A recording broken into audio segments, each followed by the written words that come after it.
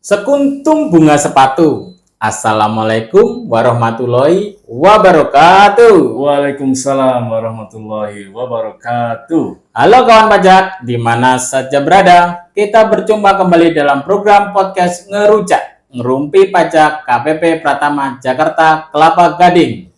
Sebuah program yang bertujuan untuk memberikan pemahaman edukasi kepada kawan pajak terkait aturan-aturan perpajakan ataupun edukasi. Baik kawan pajak, perkenalkan saya Riyadi, penyuluh pajak dari KPP Pratama Jakarta Kelapa Gading. Pada kesempatan kali ini saya ditemani oleh Bapak Suprianto, sesama penyuluh KPP Pratama Jakarta Kelapa Gading. Apa kabar Bapak Supri? Alhamdulillah baik. Apa kabar kawan pajak? Salam kenal.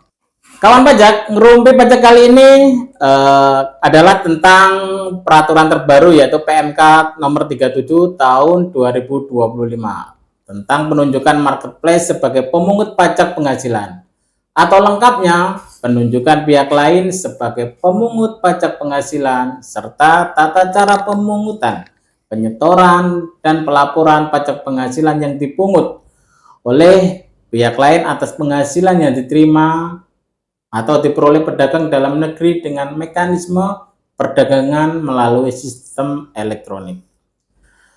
Kita akan coba bahas secara ringkas Bapak terkait dengan Peraturan Menteri Keuangan tahun nomor 37 tahun 2025. Terkait dengan latar belakangnya timbulnya aturan ini, hal-hal apa saja terkait dengan aturan ini, apa saja yang diatur bersama Bapak Suprianto.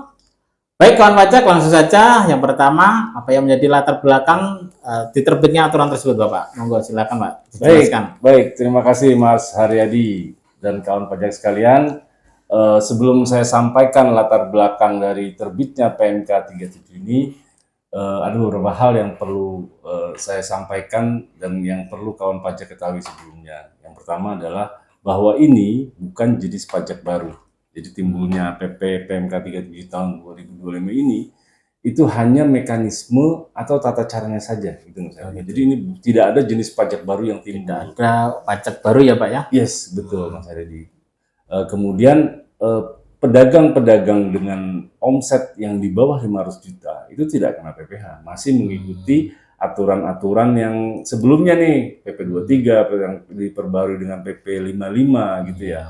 Jadi isu yang beredar, framing yang beredar, entah siapa yang mengedarkan gitu ya. Nah di sini kita klarifikasi nih, gitu ya, bahwa tadi ini tidak ada jenis pajak baru, pajaknya tetap pajak penghasilan, tidak ada jenis pajak baru. Kemudian pedagang-pedagang dengan omset di bawah 500 juta masih tidak kena PPh. Gitu. Terus yang selanjutnya adalah tarifnya cuma 0,5%, setengah persen gitu Mas Haryadi. Itu yang perlu saya sampaikan sebelumnya. Adapun latar belakang dari terbitnya PMK ini adalah seperti kita ketahui Mas Haryadi bahwa perdagangan elektronik jual beli online itu berkembang pesat tuh semenjak era Covid ya, saya ingat tuh ya. Jadi dulu itu begitu era Covid, hikmahnya adalah mengembangkan perdagangan secara elektronik. Jadi sekarang kita nggak perlu lagi nih pergi-pergi untuk nyari barang, kesini nggak ada, kita tinggal pakai handphone. Cukup di rumah, di kafe, ya barang sudah diantar ya Pak ya. Betul, kita nyari-nyari ngabisin, ya memang makan waktu juga ya nyari barang itu kan.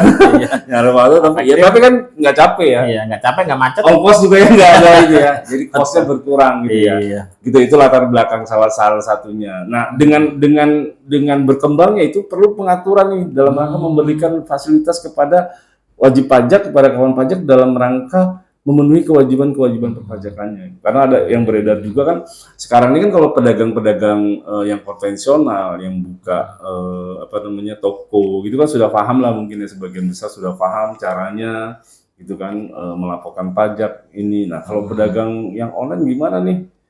Gitu kan ya perlu diatur lebih khusus supaya tadi ya lebih efisien nanti gitu kan lebih efisien, lebih efektif gitu ya, makanya perlu diatur lebih lanjut gitu Mas Haryadi ya.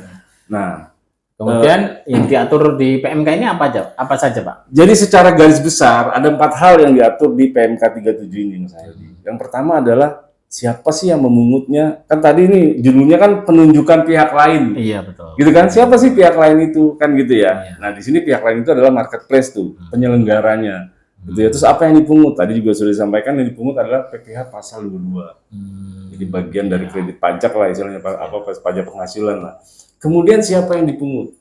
Atau bahasa itunya merchant lah, pedagangnya yang dipungut berarti pedagang tuh di sini. Bukan pembeli apa ya, pedagang. Bukan pembeli ya, ini juga kita klarifikasi nih. Karena wah kita beli ini kenapa aja? Tidak. Iya, Yang dipungut kan pedagangnya. bukan pembelinya kan gitu ya. Tidak ada, harusnya tidak ada efek pertambahan harga, tidak, harusnya tidak seperti itu gitu ya. Terus yang selanjutnya adalah bagaimana caranya sih, ya itu yang diatur tuh, secara garis besar itu yang diatur gitu ya. Nah kita yang pertama tadi siapa yang memungut? Yang memungut itu adalah marketplace. Apa itu marketplace?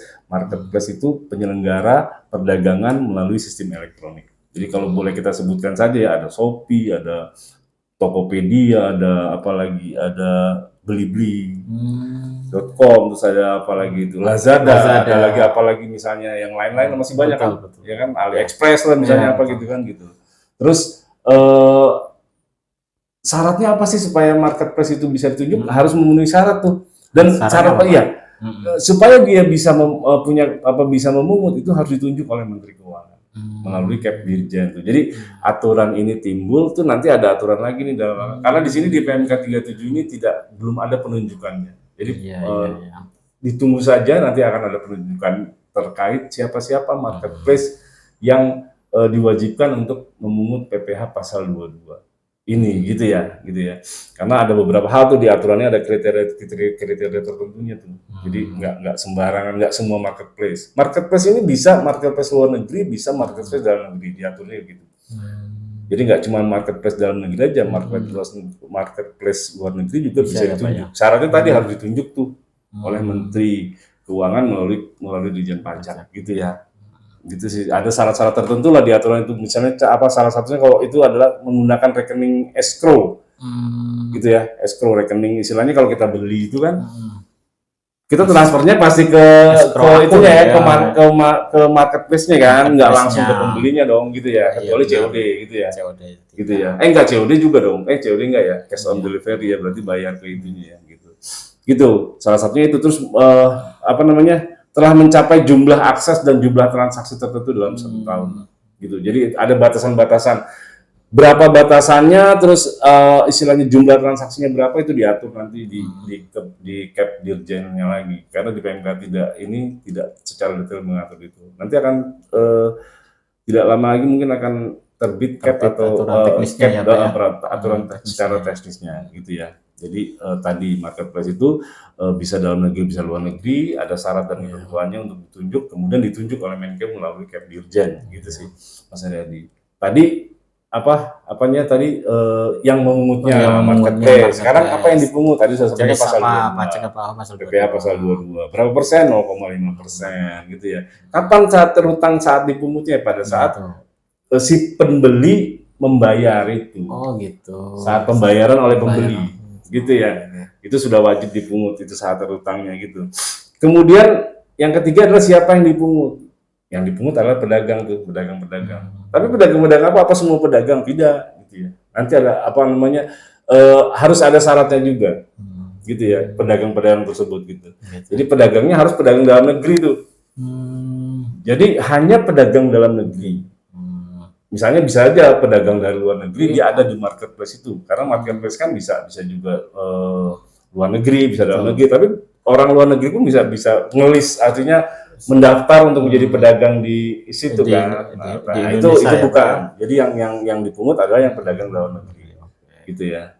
Gitu sih. Terus buktinya apa dia pedagang dalam negeri ya, dia pakai internet protokol dalam negeri, di istilahnya IP-nya IP dalam negeri, dan nomor telepon yang digunakan nomor telepon dalam negeri itu, kodenya gitu sih Mas Haryadi. Jadi tadi bahwa jenis-jenis terkait dengan kewajiban pajak apa yang nanti dipungut, kemudian lalu apakah ada pengecualian atas transaksi-transaksi yang tidak dipungut PPh pasal 22 dalam aturan ini, Pak? Di PMK 37 diatur yang dikecualikan dari pemungutan, Mas Haryadi. Gitu ya. Tadi di awal sudah disampaikan bahwa klarifikasi kita sebelum saya sampaikan latar belakang adalah tadi omset pedagang dengan omset di bawah. Nah itu dikecualikan tuh. Jadi penjualan oleh pedagang dalam negeri yang termasuk kriteria itu yang omsetnya masih di bawah 500 juta itu dikecualikan tuh. Jadi nggak dipungut tuh. Gitu ya. Yang kemudian yang kedua adalah apa sih bahasanya tuh, ojol lah kalau kita bilang ya. Ojol yang nganterin barang tuh. Iya. Kalau nganterinnya barang pakai ojol, gitu kan. Misalnya kalau misalnya gampangnya kalau saya beli misalnya saya perlu cepat, kita pakai instan. Biasanya instan itu yang ngirimnya ojol tuh. Bukan kurir ekspedisi resminya, bukan. Maksudnya bukan kurir seperti misalnya contoh JNT, JNE gitu ya, yang ada di list itu, bukan itu. Tapi yang walaupun dia sama-sama pakai motor, tapi beda perlakuan. Kalau dia dari ekspedisinya, dari ekspedisi yang itunya itu dipungut tuh pasal 22 tuh. Ekspedisinya tuh ekspedisinya ya Pak yang tadi. Ya, karena definisi pedagang itu tidak cuma pedagang barang. Jadi pedagang jasa juga tuh definisi di sini. Jadi termasuk yang kurir itu ada lagi nanti ya asuransi. Selain pedagang barangnya gitu ya, ada pedagang jasa sama asuransi juga itu termasuk pedagang di definisi pedagang di aturan ini. Gitu. Kemudian yang WP atau pedagang-pedagang yang punya SKB potpul, surat keterangan bebas. Ya, punya SKB itu otomatis dikecualikan. Gitu. Kemudian ada lagi penjualan pulsa dan kartu perdana. Itu kan mekanismenya diatur di PMK nomor 6 tuh, PMK 6 tahun 2021 bahwa pemungutnya adalah pemungut PPh-nya itu distributornya gitu ya, bukan itu market tapi distributornya. Nah, ini dibiarkan nih tetap seperti itu karena ini tidak mengubah, berjalan paralel. Jadi pasal yang ini tidak dikecualikan nih, pedagang-pedagang yang pulsa yang kartu perdana dikecualikan. Kemudian ada lagi pedagang emas perhiasan, emas batangan, itu juga dikecualikan. Gitu karena itu diatur di PMK sebelumnya tuh, PMK 48 kalau nggak salah tahun 2023. Itu dikecualikan. Jadi termasuk yang dikecualikan yang tidak dipungut. Jadi pedagang emas via online yang dia punya lapak di online itu tidak dipungut pasal kepada mereka pedagang itu tidak dipungut pasal 22 ini. Kemudian ada pengalihan hak atas tanah bangunan. Jadi kalau misalnya dia jual rumah, jual ruko, jual apa gitu ya, melalui marketplace yang ditunjuk itu dikecualikan juga tuh karena sudah mengikuti aturan PPh pasal 4 ayat 2 tuh, jadi bukan pasal 22. Jadi dibiarkanlah itu gitu Mas Aryadi. Gitu. Oke, tadi siapa yang memungut yaitu pihak marketplace atau pihak pemungut lainnya, apa yang dipungut PPh pasal 22. Betul. Oke. Siapa yang dipungut yaitu pedagang dalam negeri. Kemudian tata caranya bagaimana, Pak? Jadi gini, tata cara pelaksanaan di sini diatur bahwa pada tahap awal ini mungkin saat ini juga sudah mulai nih para marketplace menghimbau kepada pedagang-pedagang yang mengelis di mereka itu untuk menyampaikan informasi tuh. Jadi para pedagang-pedagang online itu punya kewajiban menyampaikan informasi kepada marketplace tuh.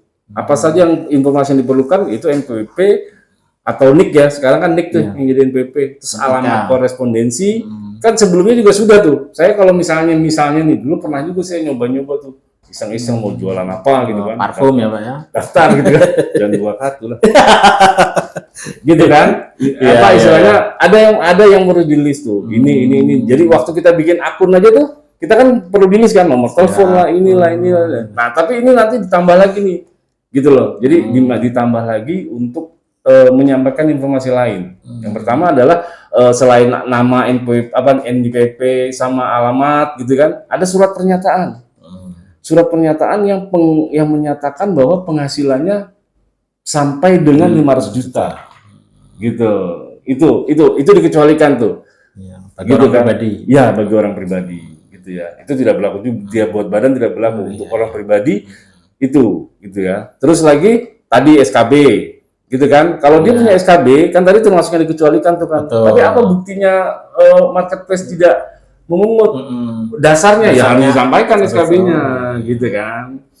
Gitu ya. Habis itu adalah surat pernyataan yang menyatakan dia sudah lebih dari 500 juta. Jadi walaupun berapapun dia omsetnya, dia harus menyampaikan pernyataan tuh. Itu ada tuh nanti itunya formatnya di cap ini. Ya di PMK ini ada formatnya. Jadi si pedagang harus menyampaikan surat pernyataan kepada marketplace gitu. Nah selanjutnya marketplace-nya ini apa yang mesti marketplace lakukan? Ya dia menyampaikan informasi itu kepada DJP. Oh, Artinya apa? Dalam apa sih penyampaiannya? Dalam bentuk tadi pelaporan. laporan. Gitu ya. Jadi bukan Iya, menyampaikan iya, tidak. iya. Begitu dia punya data terjadi transaksi kan data-data itu nanti bisa disampaikan ke itu dalam bentuk apa? Kantor Dalam bentuk pajak ya, Pak? pelaporan. Oh. Karena si marketplace ini punya kewajiban untuk melaporkan. Kalau dia sudah motong tuh dilaporkan. Jadi makanya informasi-informasi itu beriringan tuh apa sejalan tuh. Hmm, Gitu. Jadi nanti pihak marketplace menampilkan ya setiap bulan pada saat dia melaporkan dan itu dijadikan lampiran laporan SPT masa unifikasi. masa unifikasi. Gitu. Dan hal yang apa namanya perlu disampaikan juga itu Mas Haryadi. Jadi nanti akan ada cara untuk merubah apa mempermudah yaitu menetapkan di aturan ini menetapkan invoice itu sebagai bukti apa dokumen yang dipersamakan dengan bukti potong PPh pasal 22. Gitu. Oke. Saya ada pertanyaan Bapak. Ya. Seandainya wajib pajak yang awalnya memberitahukan omsetnya belum sampai 500 juta, dia memberitahukan ke marketplace, kemudian dalam beberapa bulan ternyata omsetnya lebih dari 500 juta. Nah, itu gimana Pak? Nah, si pedagang ini harus segera menyampaikan surat pernyataan bahwa omsetnya dia sudah melebihi.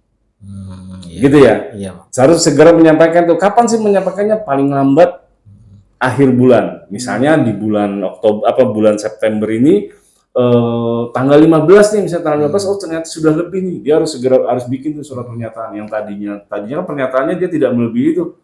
Dia bikin surat pernyataan yang melebihi 500 juta. Nah, dia sampaikan tuh paling lambat kapan? Paling lambat akhir bulan. Nah, nanti tahun depan dia bikin lagi pernyataan. Dia setiap surat pernyataan tuh dibikin setiap awal tahun. Gitu. Jadi kan dia orang dagang ini kan dia itunya kan 500 awal sebelum 500 juta kan nggak akan kena PPh tuh. Makanya dia harus bikin dulu tuh awal tahun. Gitu. Jadi setiap awal tahun dibikin, nanti setelah dia misalnya di 3 bulan, 4 bulan dia sudah mencapai, dia bikin lagi surat pernyataan untuk disampaikan ke marketplace. Gitu. Gitu, Mas. Terkait dengan marketplace, ada sanksinya nggak, Pak? Kalau pihak marketplace tidak menyampaikan data? Ya, sanksinya ngikut kepada tadi. Kan ini marketplace punya kewajiban menyampaikan SPT masa unifikasi. Jadi sanksinya melekat di aturan terkait dengan penyampaian SPT masa, pembuatan bukti potong gitu. Jadi di sini memang ada sanksi, tapi sanksinya disampaikan di sini di aturan ini disebutkan sanksi, tapi disampaikan bahwa sanksinya adalah ngikut ke itu. Nature-nya dia misalnya SPT unifikasi paling lambat setor tanggal 15 gitu kan, paling lambat lapor tanggal 20 gitu kan, gitu. Oke, kawan pajak, mungkin beberapa hal yang bisa saya rangkum terkait dengan aturan PMK 37 tahun 2025, yaitu mungkin apakah ini pajak baru? Ini bukan merupakan pajak baru, ini perubahan mekanisme aja terkait pemungutannya. Kemudian apakah semua marketplace terkena? Ya, jawabannya hanya yang ditunjuk dan memenuhi kriteria yang ditetapkan. Kemudian apakah UMKM kecil tetap kena?